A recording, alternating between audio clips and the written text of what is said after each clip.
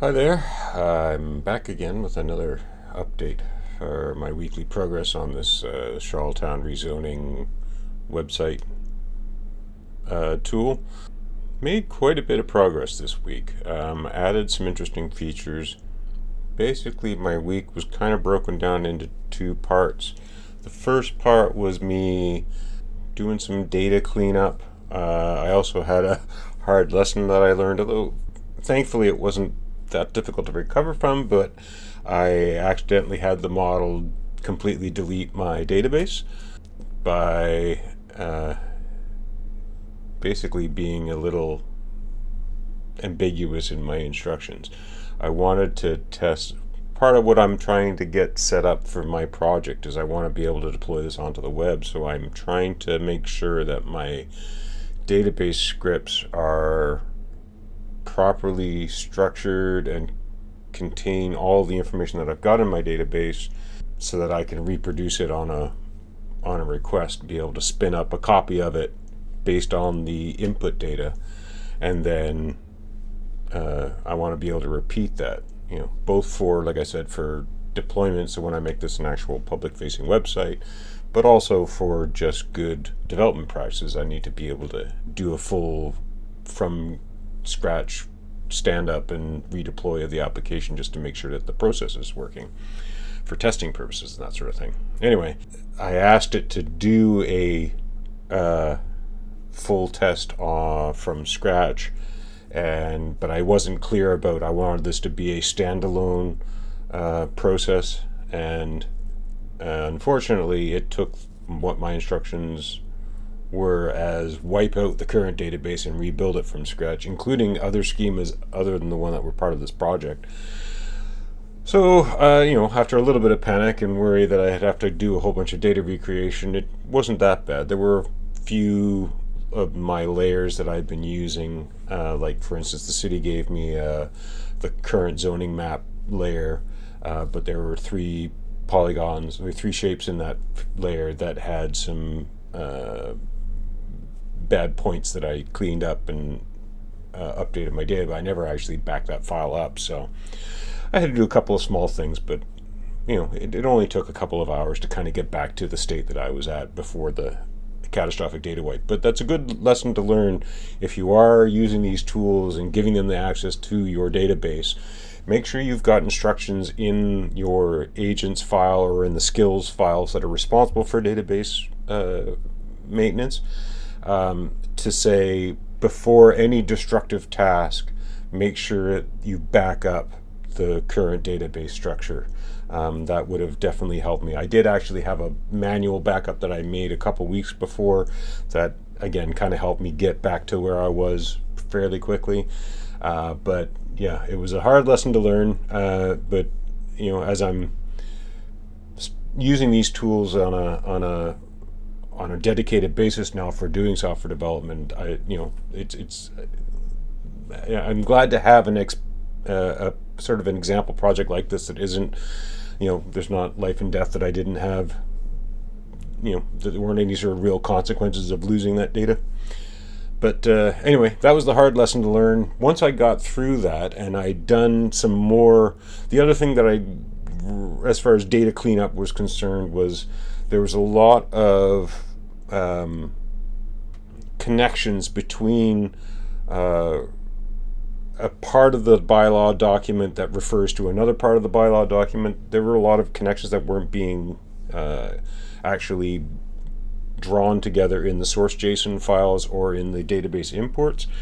And I'll show you more what I mean when I get into sort of demoing what I've added to the application. But like I said, the first couple of days of this past week were focused primarily on doing sort of house cleaning and cleaning up and trying to improve things. The last half of the week was more focused on new functionality, and that's the bulk of what I'm going to talk about in this video.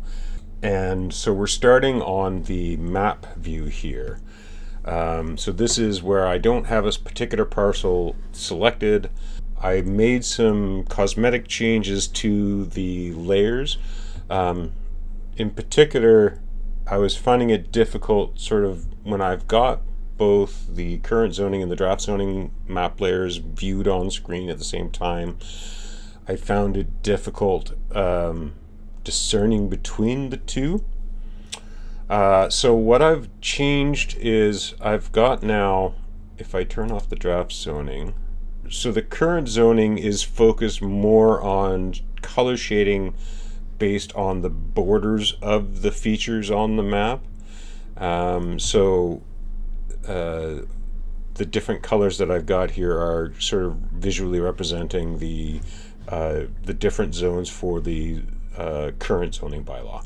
And I also added on the left panel here a legend that actually has the color coding for the current zone and the draft zone. So the draft zone colors are, if they're not an exact match, they're a pretty close match to the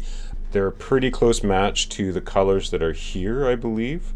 I haven't done an exact RGB color value comparison, but that's what I got the model to create a style document that matches this layout. So the current zoning map, though, is not really a colors. I wanted to create a custom shading and coloring for the current zoning that kind of reflects the what's in the draft. So basically with the draft, they've kind of picked like yellowish colors for residential. They've got these sort of various reddish oranges colors for downtown.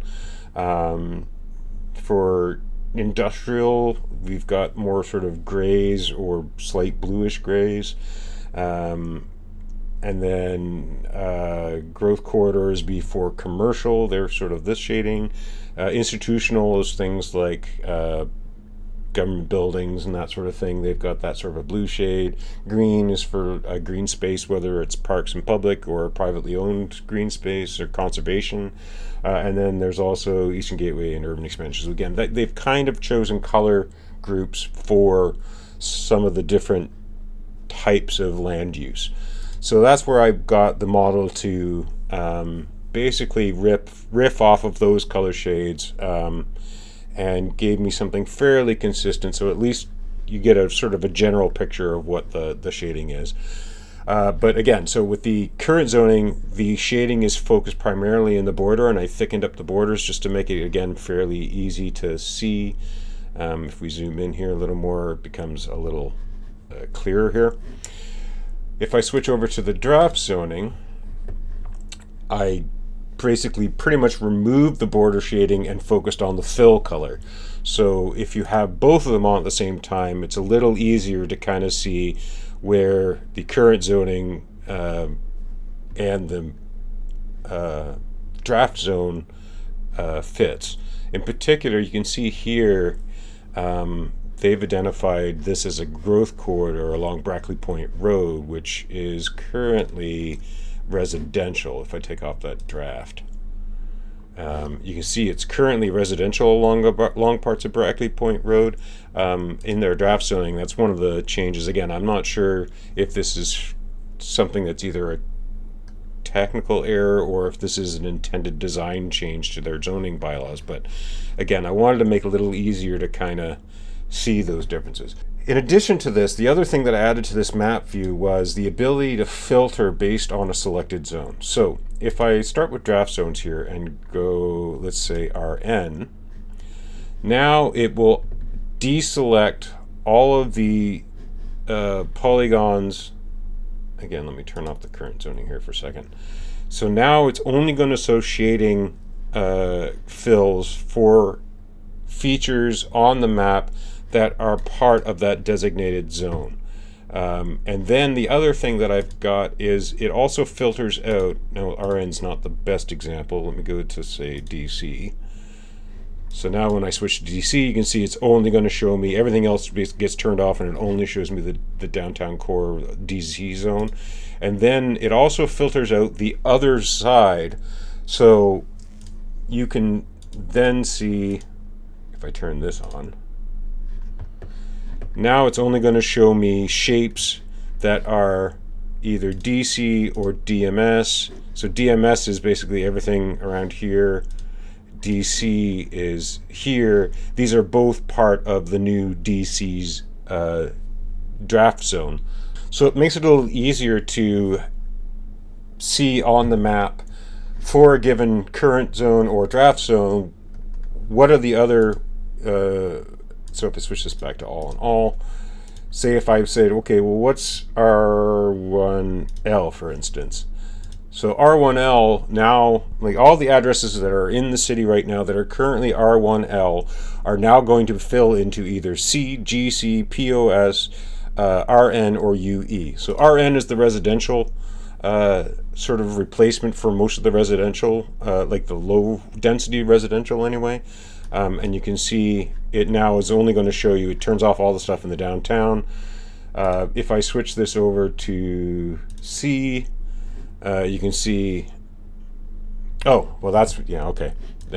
C is a little bit of a weird one because C, it doesn't match on parcels. It's more of a, it's the green space. They've actually, in the current zoning bylaw, there is no specific, I don't think there's a specific green zone space zoning thing, but they've essentially taken the forest and water's edge sections of the city, the natural areas essentially, and turned it into a specific zone so that it's kind of protected. I think that's what it's called, the conservation zone. But okay, let me choose something that's like this. So green zone, R1L to corridor to GC, now you can see that there is some overlap. So now if I go and I select a parcel here and open it, so you can see here, so this parcel is currently R1L and it's been moved into the GC growth corridor zone. Again, I don't know if that's intentional, but my assumption is that along the Brackley Point Road, they want to allow a densification of residential, not necessarily commercial interest, but that might be one of these areas that this may be a mistake based on how they've done it. But essentially, once we've gotten to the point where we're viewing a parcel, let me go, and so I've got my compare to draft. So this hasn't changed that much, except I did add in I made some updates. I can't remember where I was at last week, but I did have, for when one zone refers to another zone, it is inlined in here. I'll find another example and demonstrate that a little later. On the structured side, though, I've updated this comparison between, so we've got permitted uses here. So the R1L zone only permits a couple of things, basically modular dwelling and single detached dwelling. And that has been increased now to, if this is a truly accurate, and again, this is partly why I think this is probably a mistake, but in either case, you can see that there's now all of these different things that can be added to this, and it doesn't have modular dwelling, and it doesn't have single detached dwelling. So again, that's probably a mistake, is be my guess. But either way, it also shows structure requirements. So, okay, I'm going to choose a different parcel for my demo, just something that's a little more apples to apples comparison.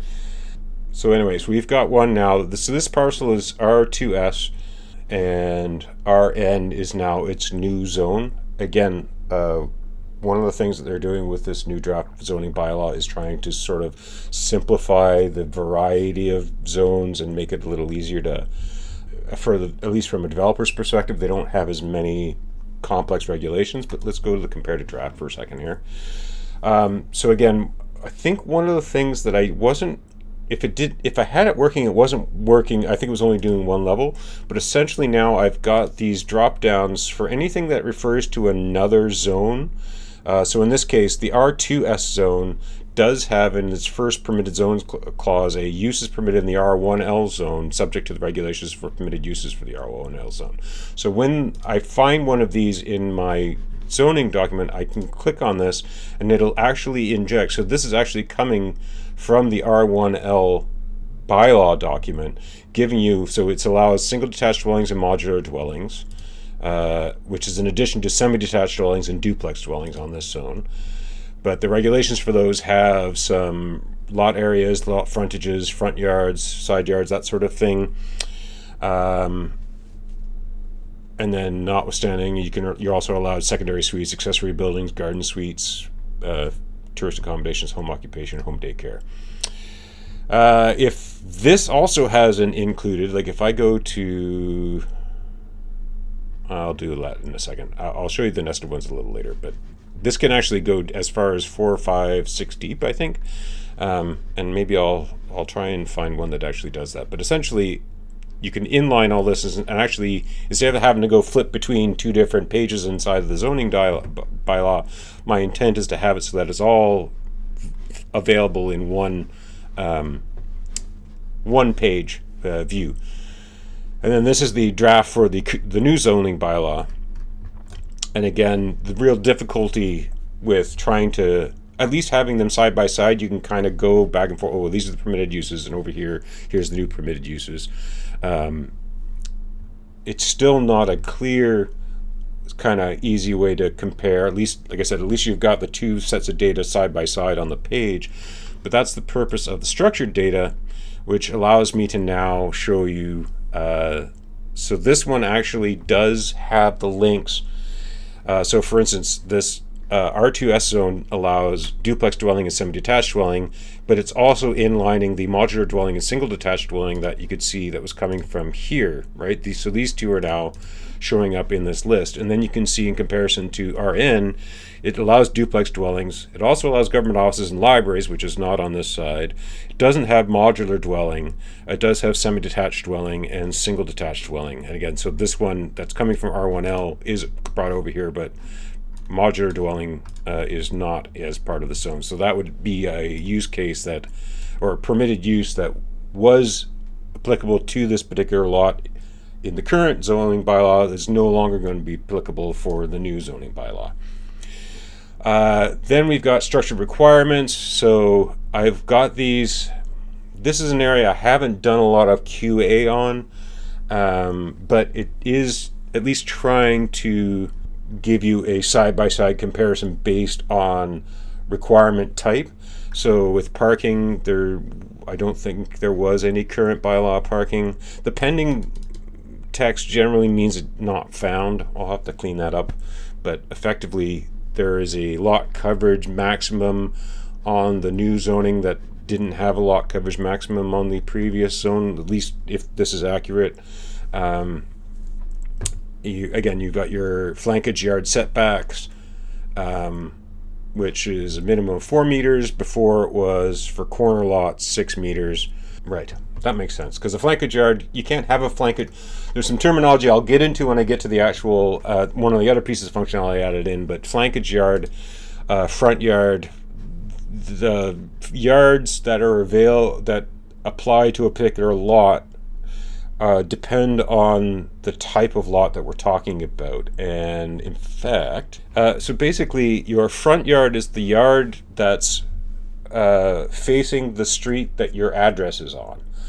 Your side yard is the rear yard is the part of the yard, generally because your building that's on your property doesn't butt up against this property line, and it generally shouldn't. You always want to have some amount of distance on all 4 sides. Your front yard is the one that faces the road that your street address is tied to. The rear yard is the opposite side of your building going to the property line. Then you have side yards. The one exception is if you have a corner lot, the side yard that also faces the street is called the flanking yard.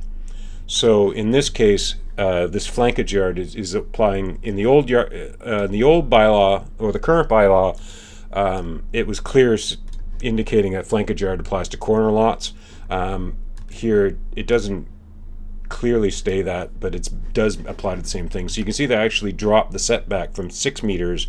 So your house had to be at least 6 meters from the secondary street side.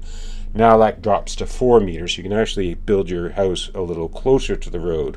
And then front yard, this depends on the type of lot again. I won't dig into the weeds too deeply on this, but basically that's my attempt, is to try and take the stuff that, even though it's worded differently, if they are talking about the same thing. So here building height is 3 stories. Here height for any of these lots. Again, it doesn't matter if we're talking about interior or corner. And the reason why it's coming up duplicate here is probably because it's coming from the combined R2S and R1L. I'll have to do some cleanup on that. But effectively, so the height before was 11 meters. Now it changes to 3 stories.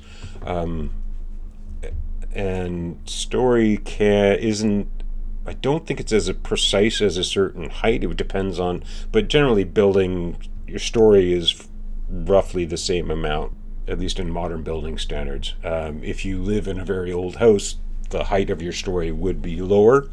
I grew up in a house that was built, it would have been about 100 years ago now, and the ceiling heights and the doorway heights were lower than you would expect in today's modern construction, just simply because people were shorter. So that's where I've got my structured requirements, and then other structured clauses. So parking, I won't go too far into the weeds into this, but basically I have made this a little cleaner as far as what's showing up here, and like I said, it is digging into related, when one bylaw depends on another for its definition of things like permitted uses.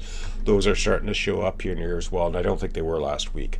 Let me talk about some of the stuff that I have changed. I don't think I changed anything on the map view here. The 2 things that I did add here, one was the view spatial restrictions. So this is where I started to get a little fancy with my 2D spatial visualizations. So what we're showing on this map is essentially the specific location of the parcel that we've selected. So this is 202 Royalty Road, and that's its PID.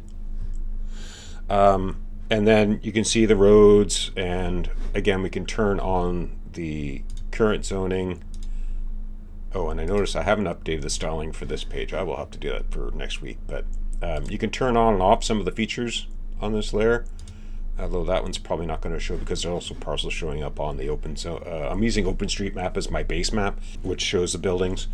But effectively, this is meant sort of as when you look up a parcel, this is the first page you'll see. But if we go to view spatial restriction, this is a new view where on the left side, we've got the current regulations for anything that's, so the spatial regulations I'm using as a way to describe sort of placement of structures on the lot based on what's defined in the zoning bylaw. So in the current zone, the front yard has to be, and this has got 2 different versions here. There is some filtering I need to figure out based on whether this is an interior lot versus a corner lot.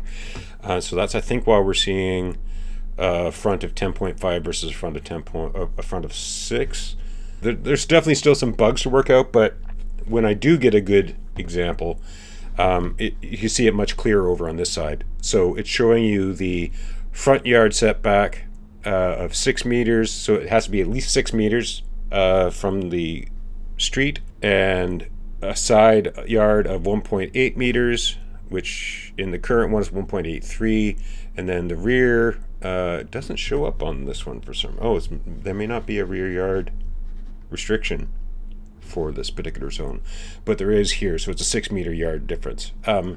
Again, so this is for, in particular, my parcel layer is not the official parcel layer. I want to stress this. I'll be stressing this every time I do this demo. And in fact, you can see here, there's an example where this parcel layer does not properly overlay. You can see it intersecting this building here. So the parcel line is probably here, which also means that this is probably all shifted over a little bit to the left in reality. This is just a demonstration of what this kind of functionality can look like if I had the accurate info. But in order to get the parcel layer for the city, I've got to go through the province because they're the official owners of the parcel layer for the entire province. And that's not a process that I'm looking at doing at the current moment. I'm focusing more on building this as a visualization tool. It's sort of a demo of what's possible. So it's more of a give people, if I do make this public, I will make it clear that there's some of this data, in particular the parcel layer, is not a accurate representation unless I actually manage to get access to the official parcel layer, in which case I can remove that caveat. But it still is meant to be a guide to help people at least better understand what the implications are for either their property or their neighborhood. And also, like I said, I think tools like this can be employed not just for an exercise such as this massive rezoning project, but even for development. So if a new development was coming to the city, you could build a tool that I built a tool essentially that if I had the accurate information, I could take the information from the development proposal and turn that into a parcel that you could look at and see what is its setbacks, what does the legislation say versus what it is that they've defined, and make it as a useful development tool for community feedback as well as for council deliberation and staff processing of data as well. I know there's more regulation types than these, and I haven't gone through all of them to make sure if they're all being reflected correctly. And like I said, I have to figure out why sometimes I'm seeing front yard showing up a couple different times. So I will refine this and clean it up more over the next week. But I just kind of wanted to demo that I've actually got this new view that I put together that looks kind of cool.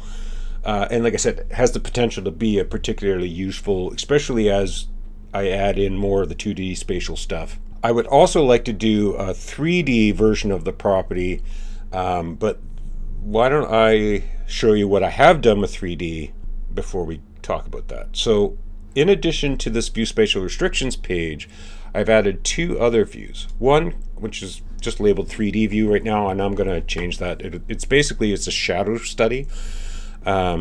So now I've taken a couple of things.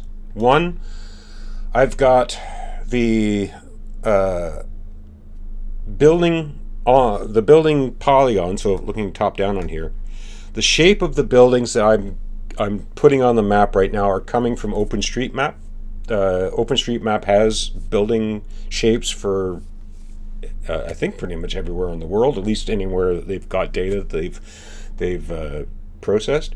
And I've married that with the provincial LiDAR data. So the provincial LiDAR data is a province-wide data set of tiles that shows elevation for every, I think its accuracy is down to a meter on the province. So for every meter of the entire province of PEI, the height of the of that land or building is available, and it is broken down into ground versus building versus canopy for like forests, and I think there might be a couple of other attributes, data types. So I've married the height for each of these buildings, as well as I've taken the ground height. So that's where you can sort of see PEI is relatively flat, but you do see, especially over here, there's some elevation going on here. Now, the one thing that I have done that's probably a little bit of a fudge is, if you can see here, so this is the height of the building from the color coding. So the orange is the property that we've selected, the blue are the adjacent buildings, then green is just every other building that's within a certain radius. And if I pan up here and zoom out a little more, you can also see I've got orientation. So this is north, west, east, and south. So I can sort of turn this around. So one, it gives you a bit of a free view of what does this neighborhood look like with a, it's not obviously taking into account things like roof slope or building, subtleties of the building architecture, but it does give you a basic idea of what the buildings look like and how they, especially when I've set them essentially roughly on where they would sit on the land, so you can sort of get an idea about differences in height. But the main purpose of this 3D view is the ability to go from sunrise to sunset. So it starts off at midday. I can choose, say, summer solstice, and if I rewind this back to the start of the day, I can hit play, and it'll actually show you the sunrise from where the sun is at the summer solstice position, and then goes all the way around to sunset and shows you the shadow casting. And then I can also change this to, say, winter solstice, and reset, and you can see we get a very different. So the sun's much further south. So now, and it also doesn't stay up as it sets further to the south, so you can see roughly what time. So from 60, where does it start at? 7:53 to 1607. If I go to June solstice, we're now starting at 4:22 in the morning, and then going all the way to 1938. And then I also did the equinoxes too, so you can sort of see at the 4 key points in time throughout the year, what does the shadow cast look like. If I go back to the map here and choose the downtown, for instance, let's go with the Confederation Center, and go to 3D view. So now you have a lot more difference in building size here. So this is the mall, the legislature's over here, this is the Confederation Center, and if I reset and go to summer solstice, so now you can see how the downtown shadow casts, including how different buildings cast on different other buildings. This is a particularly useful tool if, for say, a new construction, if you were having a fairly tall building, you wanted to be able to see, well, who's going to get their sun blocked at different parts of the year. This can be a helpful tool for citizen engagement on understanding the implications of a structure, especially a taller structure in an area, of how it can impact sun access for people living around the new construction. But it's also kind of a useful, I found it a neat visualization tool. One thing, while I was going back to what I was talking about with 3D from the view spatial restrictions, I'd also like to do a 3D spatial restrictions view for a property that shows some of the stuff that's things like, especially in the downtown core, there's restrictions around if you wanted to have an overhang, how close to the road is it allowed, or how far above the road does it need to be, and being able to visualize that. I think I might try and build a page that does something similar for the 2D spatial restrictions, but does it in a 3D view. But that'll be for either next week or the week after. So the other thing that I've done is, so this is absolutely a demo. As you can see, there's some visualization issues with certain parts of the inland areas being marked as underwater. That's kind of what I've got this for, is to sort of like a vertically adjust it. This is purely a demo, not meant to be an accurate reflection of what's the actual sea level and tidal data for the city of Charlottetown. So what I'm trying to demonstrate here is a potential for a tool that can simulate both what is the tide at full moon or at a half moon. So generally at full or new moon, you have the highest and lowest tides because the moon and the sun are pulling at the water in conjunction. Whereas if you have a half moon, that's when they're working opposite each other, and you tend to have higher low tides and lower high tides. I've got a drop down here that lets me select low tide or high tide for both full moon / new moon or half moon low tide. And then I've also added, so the PEI planning guide is for a 1 meter sea rise by 2100. I've also added a moderate of 0.5 and a high demo of 1.5 just to allow you to kind of configure it a little bit. But the idea being, and then also, so I can move my storm surge, my sea level rise, I can go ahead how many years, up to 100 years in the future, which actually goes past 2100, but essentially just to kind of show you what the difference is of how that sea level is going to change. The other thing that I added in was the ability to do a storm surge. So as we, in particular, I think we had in Charlottetown, I'm not sure, but I know on the North Shore, Hurricane Fiona that hit us a few years ago, there was a 10-foot storm surge. So a 3-meter storm surge kind of shows you what parts of the city are going underwater faster and faster. And I've got this cranked up really high so you can get to really, demonstrate what a 10 meters, for instance, storm surge would be, which would be You'd have to have like a category 5, I think, to have a storm surge that high. But depends on the air pressure. But either way, this is purely a kind of a play around. This is not meant to be instructive as far as what the real actual effect is going to be. Plus, the thing that I don't have working right now, if I really wanted to do this as a proper simulation, what I need to do is take the bathymetry data, so that's the topography of the seafloor in the harbor of Charlottetown. Now that data I did download, but I was having a problem this week in trying to marry the LiDAR data where essentially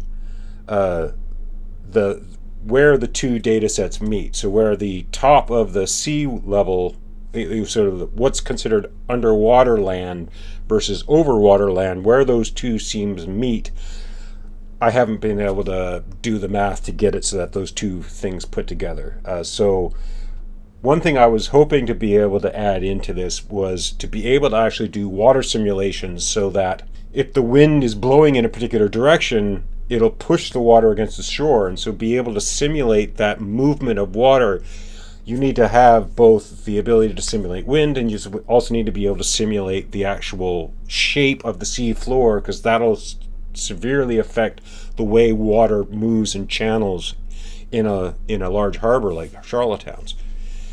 So the bathymetry stuff is not in this. This is purely dealing off of the LiDAR data, and even that, if I go back to the 3D view, the other thing you'll notice is, so the shoreline is, where is the shoreline? I think this is the shoreline here, and you'll notice that the land actually rises in what's supposed to be water. This is a result of my conversion of the LiDAR data, I think. It's not reflective of the reality. And so all I did with the storm surge, all I did was essentially artificially drop the shape of the land once we got to the water's edge, just so that I got something that looked like a water side. So it's not the most, like I said, there's a lot of inaccuracies and whatnot, but I kind of just wanted to do this as a visual demo of what's possible. I'll definitely work on trying to see if I'm able to merge the bathymetry versus the LiDAR data and get a true fully 3D view of the city of Charlottetown and the harbor. I can't promise that I'll get that working on at all, let alone next week, but that is one of the things I'm going to kind of try and focus on. But I had something that I thought was at least worthy of kind of showing off, and as a potential of what can happen, what we can do use this data for. So the only other thing, I can't remember where I was with this the last time, but I think this is the other thing that I did change, which was a compare provision section. So both zoning bylaw documents have essentially an administration chapter or two, there's a permit applications and processes chapter, and then there's a bunch of general provisions chapters plus a design standards for the 500 lot area. So the 500 lot area, as I explained before in other videos, it's the sort of the heritage downtown between the legislature and the water. So there's some particular restrictions around, especially new development. They want it to sort of match the character of the neighborhood. You wouldn't want like a super modern or super brutalist architecture building being built that really stands out in comparison to the current heritage architecture that's there. Like I said, the general provisions are more about, so this is more around things like parking and signage, and sort of generalized building, land use, and lot and site design that apply to the entire city. And then you have your zoning bylaws. So the zoning comparison, I've got mostly through the parcel lookup side of things, but the compare provisions, because it's not tied to a specific lot, I did want to have a page that lets you kind of look at the two. I definitely, on the structured data, I have not even really looked too deeply in this, so I wouldn't, what shows up here might be accurate or not accurate, although it does, because especially some of these, like the administration operation, is mostly a copy and paste between the two, so it is actually finding that you can see what the current and the based on each type. And if you click on the title of the section here, it'll actually collapse it, so just because there are a fair number of sections here. But you can see there is some definite difference in sections on some of these. So the zones, other bylaws and permits, so this one hasn't changed all that much. But again, so we've got this comparison by structured data, but also by the raw, so you can just look at the full text as it's written for each of these chapters. In the case of the administration operation, I think this is 2 chapters on the current. Yeah. So you can see here we've got 1 to 7 and then 2 to 1. So on the new draft zoning bylaw, there's a single chapter or single part for all of that information, but on the current zoning bylaw, it's actually 2 chapters and it's split together into this. And then this is the difference in fees and permits and the different parts. There's a whole section on bonus height applications that I don't know if it's been translated over. If it has, it might be incorporated into the, oh no, there it is, it's down here. So if I went and switched this over to structured data, it is actually drawing even though they might appear in a different order in the 2 different documents, the structured view allows you to, hopefully if it's accurate, again, this is all still in a draft form, but that's the kind of the purpose of this, is to have like for like comparisons so that you can kind of look at the 2 and see what's changed. I think that's all I've really got to demo for today. Like I said, you can still come in here and choose any address, and it'll actually do a PID lookup. It'll match it versus PID or versus, if you know what your property ID is, you can type in PID or you can type in the address, and it will match on anything. So it's even matching within the PID, but let me choose that one first. And so then it loads it up and then we're in this view again. And you can also do the linking from the parcel page to comparing to draft view spatial restrictions. The 3D view is the shadow study, and that's what I'll have to add, is the storm surge needs to be put in here as well. But if you're on an inland parcel, the storm surge won't matter as much because you're not going to be affected by it. But other things that I'd like to add, just to kind of wrap up here, I think I can do a permeability map of the city. So there's more things that I can do, especially with LiDAR data. So things like combining slopes of the land with the permeability of the land. So if you've got a parking lot, that's a non-permeable surface. It means the water hits the pavement and then it flows to the drain and enters into the storm drain system. And if it's grass or dirt, it's a far more permeable surface. And I believe you can pull that from the LiDAR data, although it's not something I've tried to do. But that might be something that I do, is that allow to have a simulation of rain fall at different heaviness, and then simulate the flow and pooling and drainage of water to maybe identify areas of the city that are likely prone for flooding. And that's something that I could do. I think I've mentioned the other ones about the 3D view of the building and be able to show restrictions in spatial restrictions that aren't based on the horizontal axes but on the vertical.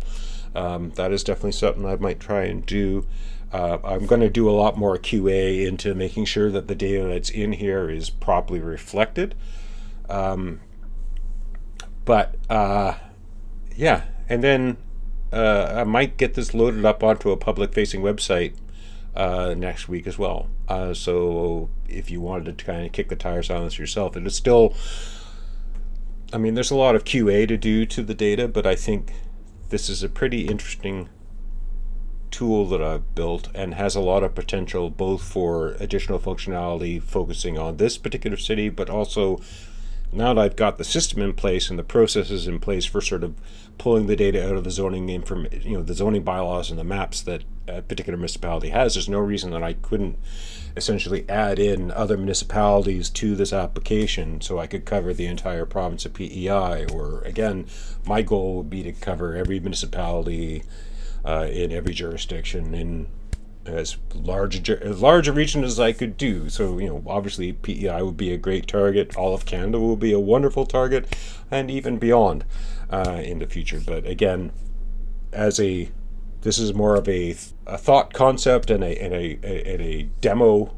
concept of what can happen. And again, I'm now, this is 3 weeks into this, going from initial concept to today, and I have a large amount of functionality in place, and it's just me working with a model to do all of this work. Again, there's still lots of polish and cleanup and just sort of checking the accuracy of the data, but as a demo tool, which is its main purpose for me right now, is to kind of demonstrate what a system like this can become, and the fact that I am dealing with a lot of actual data. Like I said, there are caveats to that, particularly the parcel layer is not accurate by any means, and dealing with the three-dimensional shapes of things, there's a lot to be desired on that as well.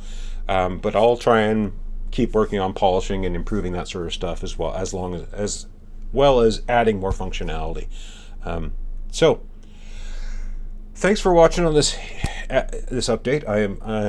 I'm much happier being able to demo this stuff using an actual interactive application, as opposed to having to just talk about this stuff abstractly for the first week anyway. Last week I was able to do some of this, but it's now at the point where I'm fully in the demo side of things. I'll be back next week with another progress update. But if you followed all the way through to this point, thanks very much for watching, and I'll see you next time. Bye for now.